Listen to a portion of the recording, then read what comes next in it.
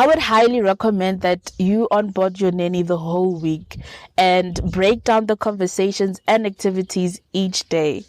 Right? In that way, whatever topic or activity that needs to be discussed will be done in detail. So I would say that on the first day, they are going to settle in and you will show them around and you will go through the duties, explain the baby routine. They're also going to do housekeeping work. You should show them how your appliances work. And so if you are a person who likes things to be done in a certain way, like you have a set schedule that they need to follow, then you give them the schedule and make them aware that you prefer things being done in that way. And if you're a flexible person, you let them know that as long as this and that is done at certain times and other things you don't mind them using their own discretion, then that's what you communicate.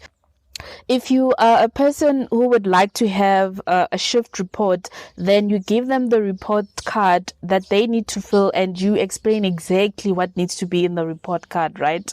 You also show them what they need to do in case of emergencies. And then on the second day, you can talk about compliance. This is where you're going to go through the work agreement. You discuss disciplinary issues, how you're going to evaluate their performance, after how long you are going to increase their salaries, when are you going to review the work agreement. It is very important that you get clued up on how the law works, and there are companies that specializes in HR for home service that you can consult with so that this information can be broken down to you in a way that is going to make sense so that you are able to explain the legal requirements to your nanny.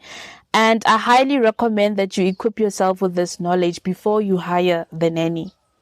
I mentioned in the previous installment that you should have a copy of your nanny's ID or passport and work permit and also their proof of address, and you should make soft copies of these. You can also start with the process of registering them for UIF and compensation fund.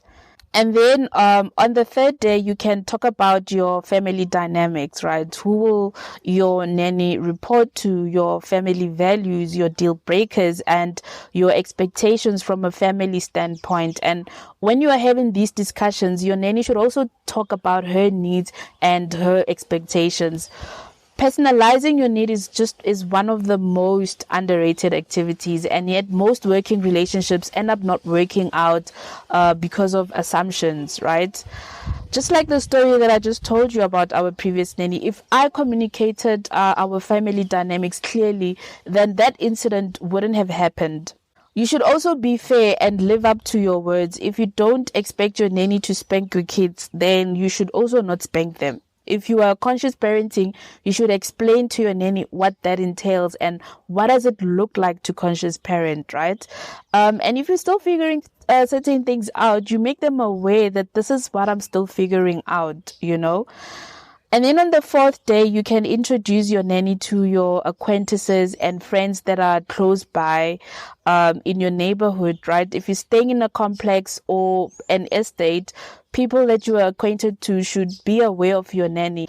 This is important in case of emergencies and you are not reachable, or if you work outside of town.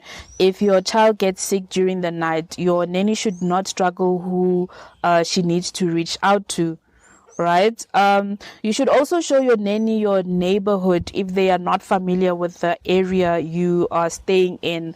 They need to be aware of their surroundings.